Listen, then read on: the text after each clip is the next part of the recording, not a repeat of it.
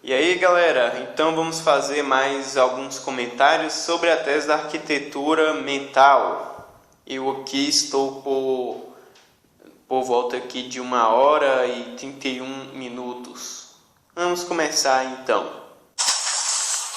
E aí, pessoal, eu acho que a coisa mais triste do mundo, né, são os seres humanos não se entenderem e não se enxergarem. Mas essa é a questão que faz o ser humano errar, né? A grande questão é que as pessoas não levam em consideração tudo. Elas simplesmente levam em consideração Então, por o ser humano, cada ser humano, levar em consideração poucas informações, poucas variáveis que estão de acordo com sua experiência mais imediata, principalmente, mas não só a mais imediata, é uma coisa um pouco mais complexa do que isso, né? Mas assim, aquele que para ela mesma tem um valor existencial maior, um valor afetivo maior, ela vai acabar colocando isso como mais importante, como se fosse uma distorção mesmo, né?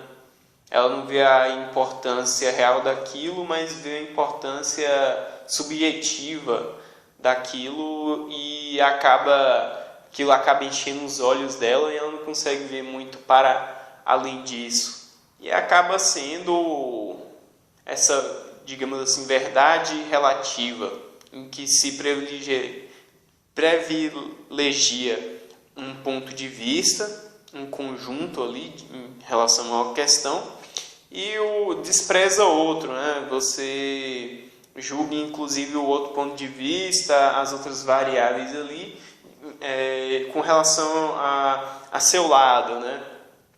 Fazendo falácia do espantalho, inclusive, a depender da situação, né? Se for uma situação de discurso, de debate, por exemplo. E aí, por isso que cada um leva em conta a sua parte, suas questões interiores, aquelas informações que estão gravadas no seu coração e não deixam esse coração aberto para novas informações ou não levam em consideração questões que estão para fora apenas do que para seu coração, para suas emoções, é o mais importante, né? Vivendo segundo o modo da carne, o que Paulo diria. como elas ficam em relação à questão, qual é o objetivo delas. Cada pessoa tem um objetivo. As pessoas tentam criar uma casualidade. Os seres humanos estão sempre em desarmonia, estão sempre desconectados, desconfigurados da realidade e sempre tentando impor as soluções, né? Assim sendo, as pessoas estão presas dentro de uma mente social em grupo coletivo, né? Uma mente social em grupo coletiva unitária, né? E qual é a capacidade intelectual da pessoa? A pessoa ela tem atitude simplesmente para autopreservação, né? A espécie humana, infelizmente, é um código de uma sub-rotina em erro sistêmico pela falta do real valor dos estudos, né? Eu já falei sobre educação nesse vídeo. Muito bem. Então, por considerar poucas variáveis, ou em relação só às informações que têm relação com o seu interesse interior, né? Que eu só quero saber dos meios e daquilo que é objetivo. Tendo em vista aquele objetivo que eu estou em mente ali, eu quero saber apenas do que vai poder ser meio para eu poder alcançar aquilo. Só que não considerando qual é a razão daquele objetivo, não fazendo esse autoquestionamento, não se perguntando se aquele objetivo, se alcançado, ele realmente vai te satisfazer ou se ele vai te causar algo ruim a longo prazo ou logo em sequência, ou se isso vai prejudicar outra pessoa e isso vai realizar uma situação em que todo mundo vai acabar perdendo, ou até mesmo, eu sei que eu vou ganhar com a situação, então foda-se os outros, né?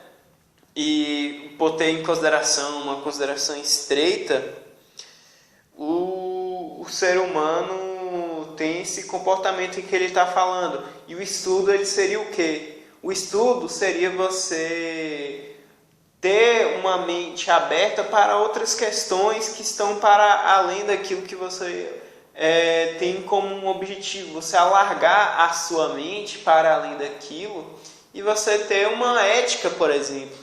É a ética que é uma consideração das outras pessoas na sociedade e da forma correta de como agir com relação a elas, que você vai ter não só o objetivo e os meios na sua mente, mas toda uma questão em que você vai ter que se relacionar com o outro e não apenas ter um meio para atingir aquilo, mas ter um meio que percorra um caminho correto na relação com as pessoas. E também você trazer uma reflexão se aquele objetivo realmente ele vai te trazer satisfação, qual é a sorte daquele objetivo, se aquela coisa não era uma ilusão, se você está tendo uma alienação em relação àquele objeto que você deseja, por exemplo. Né? Às vezes você pensa que é uma coisa e é outra.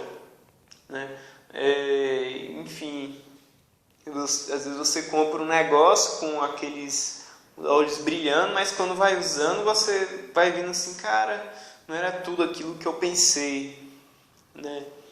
Basicamente o que ele fala aqui é o processo de fetichização. E também eu gostaria também de recomendar para vocês um conto de Machado de Assis chamado O Espelho. Lá dentro desse conto tem um personagem que ele fala que o ser humano não tem uma alma, ele tem duas almas. Essa segunda alma seria o objetivo dessa pessoa, seria essa mente objetivista, né, que acaba tomando a pessoa. E a alma externa, ela acaba até anulando a alma interna do ser humano. Mas a educação é básica e primária, e quem deveria dar uma educação correta e justa eram os pais, mas os pais não conseguem dar educação, a escola não dá, a sociedade não dá, ninguém dá educação a ninguém. Muito bem, e a educação seria essa instrução, essa apresentação do mundo para o ser humano, que ele vai saber qual é o campo, qual é o lugar onde que ele está exercendo o seu desejo e sua prática. Se ele não tem em consideração todo esse campo, toda a relação da biologia, toda a relação da ética, da sociedade, da história, ele vai exercer sua ação apenas com um interesse, com uma cegueira em relação a todas essas questões, tendo uma opinião completamente distorcida e egóica mesmo. E ninguém consegue atingir uma consciência plena, né? A consciência das pessoas é sempre relativa ao que aconteceu, o que está acontecendo, o que ela tem que fazer. Os seres humanos estão sempre presos nas mesmas fisiologias. E por essa razão a humanidade ela está caminhando por uma única determinação lógica, a divisão e a destruição da espécie humana e a relativização da sua existência. Né? Então as minhas teses aqui em si, elas tentam ensinar para vocês quais são as causas, quais são as verdades, quais são os caminhos, quais são as soluções, né? Mas infelizmente, a partir do momento que eu divulgo, eu publico a minha tese, além de existir um público e um tipo de público, né? Mas qualquer sorte de público, ele está preso dentro da sua ótica existencial. Então as minhas palavras não servem para nada, é uma coisa tão negativa, mas é melhor lutar e morrer do que não lutar e não viver. Muito bem, mas agora, pelo menos comigo, e tem outras pessoas aqui agora que estão interessadas na tese dele, né? Eu especialmente estou fazendo essa sequência de vídeos, já fiz outra antes, né, dialogando com ele e tal, e vou até tentar fazer com que ela se espalhe mais, né? Até como eu falei antes. E, enfim, como a civilização nossa, as pessoas estão gradativamente, a cada geração, perdendo a visão de que é necessário passar uma educação familiar mesmo, para seus filhos, né, e vai delegando isso para a escola, mas a escola também tem um déficit, e aí tem a questão do governo, só que o governo também tem um déficit, tem a corrupção, e tudo isso vai gerando uma questão sistêmica na sociedade inteira e que vai gerando um ciclo vicioso, né, que a tendência geral é que cada vez mais as pessoas tenham menos educação e aí as pessoas vão se animalizando, vão ficando mais selvagens, vamos dizer assim, e acaba levando à autodestruição. Sem essa educação, as pessoas vão ter uma visão cada vez mais divergente e vai gerando o conflito mesmo. Quanto mais se afirma o ego, mais há uma divisão, que é uma individualização muito acentuada, um individualismo muito acentuado, e aí cada um tem um interesse próprio que se conflita e acaba gerando uma autodestruição aqui. Mais ou menos isso. E ter na educação não, você abre o campo da sua consciência para levar em consideração várias coisas, inclusive o outro. E aí, quando você vai exercer seu desejo, quando sua imaginação vai ser aplicada na aplicação do seu desejo, ele vai naturalmente ser mais ordenado. E para uma ordenação do desejo de forma racional, eu também indico aqui o Ética a Nicômaco, do Aristóteles. Ele traz um pouco diferente, né? Mas é um desenvolvimento mais ou menos paralelo ao que o Tiago ele faz. Só que o Aristóteles ele faz mais em relação a uma investigação mais relacionada apenas com a ética e com o conhecimento que ele tinha, né, dos gregos ali, né? Não era digamos, uma psicanálise ou uma praxeologia, né? Eu até falei sobre essa obra aqui antes, quando falei das virtudes, né?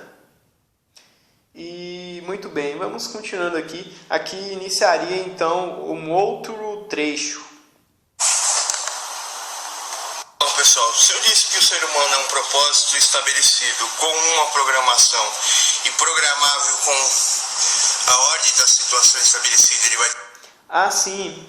O que ele tinha falado antes, que eu acabei esquecendo de comentar, é que então cada individualidade dessa, que é egóica, hedonista, que só quer saber da sua verdade do sujeito, como ele leva em consideração as coisas de forma parcial e apenas relativamente ao seu desejo, à sua verdade interior do seu coração, que na verdade acaba se tornando uma mentira, né? Só existe verdade ou mentira, mas existe aí você pode aí extrair algumas proposições verdadeiras dentro desse conjunto de crenças do ser, né? Da pessoa.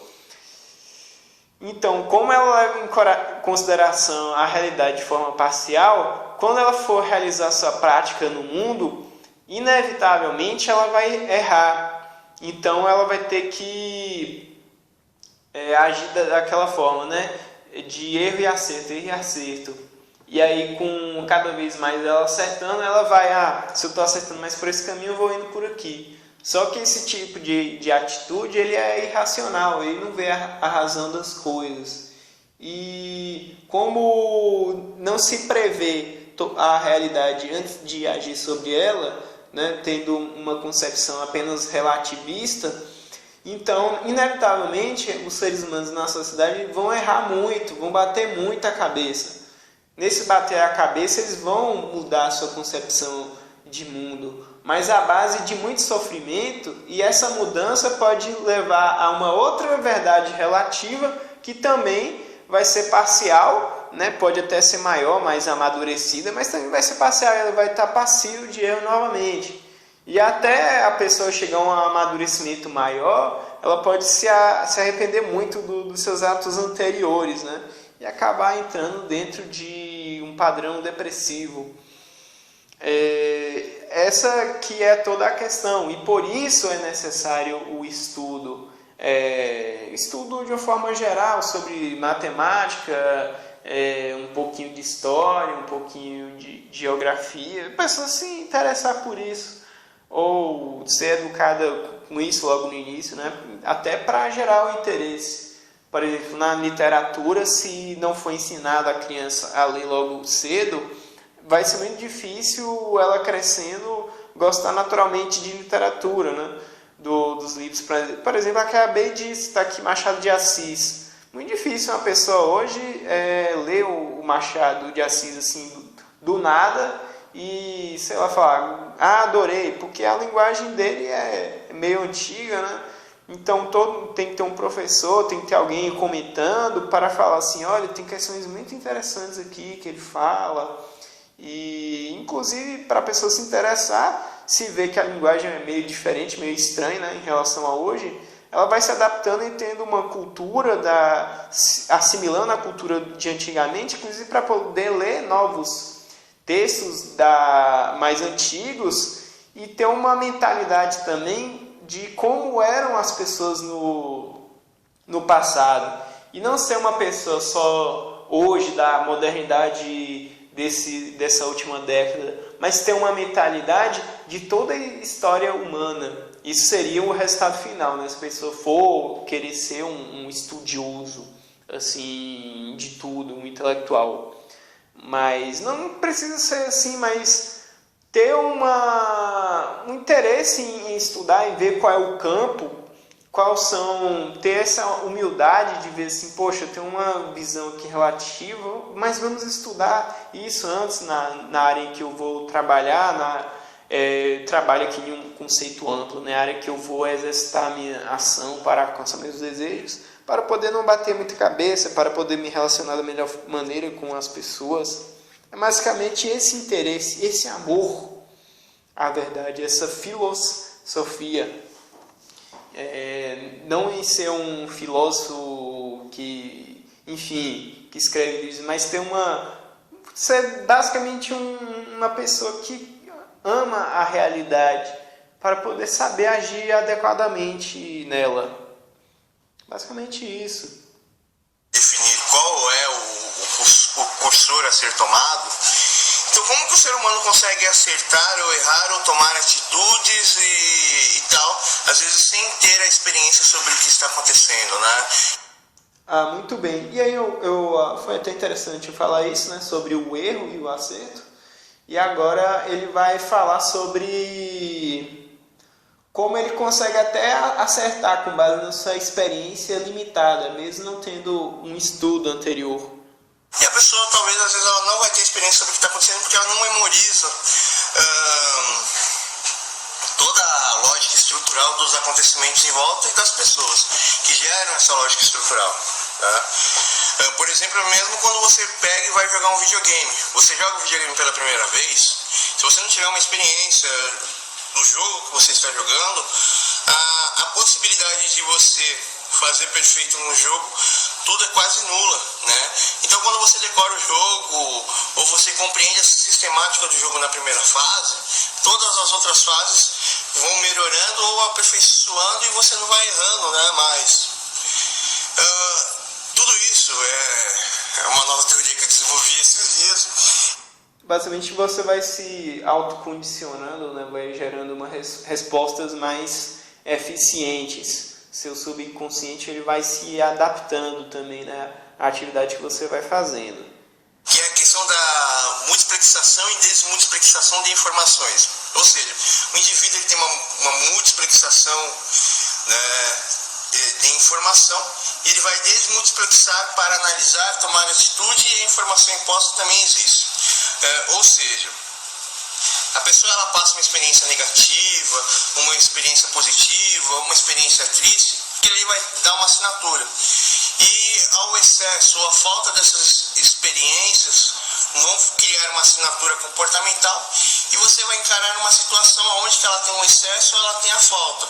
Se você teve uma experiência com excesso de informação e você está marcado por isso, você vai achar que tudo é muito complicado. Aí você basicamente vai acreditar que tudo é uma teoria da conspiração ou que as coisas têm que ser agidas dessa forma e tal. Muito bem, se a pessoa ela teve experiências em que ela recebeu muitas informações sem ela ter a capacidade de assimilá-las, né, ou a informação ela foi além da capacidade dela de assimilar corretamente, aí a pessoa acaba tendo essa atitude perante o mundo e as coisas de forma muito assim, sei lá, neurótica mesmo. Eu diria, não sei se está correto aqui, neurótica, de ficar assim, tem uma teoria da conspiração que tem sempre algo por trás, é tudo muito complexo e tem muitas forças interagindo e não sei o quê. Acaba tendo esse plano de fundo da sua consciência, vamos dizer assim. Uma certa forma que você vai sufocar um problema, né? E o inverso, se você não está preparado para alguma coisa e você teve a falta da informação, então a partir do momento que você for chegar naquela questão, naquela situação, a probabilidade de você não entender ou não agir se a situação é muito complicada, do erro. Mas porém existe a harmonia. Se você viveu uma experiência muito carregada, a harmonia seria basicamente a virtude, né? Você teve dois vícios aqui, né? Do excesso de informação que faz você achar que é uma teoria da conspiração, quando chega um problema mais básico, e aí você acaba se atrapalhando por levar muitas informações em consideração, mas não tinha necessidade.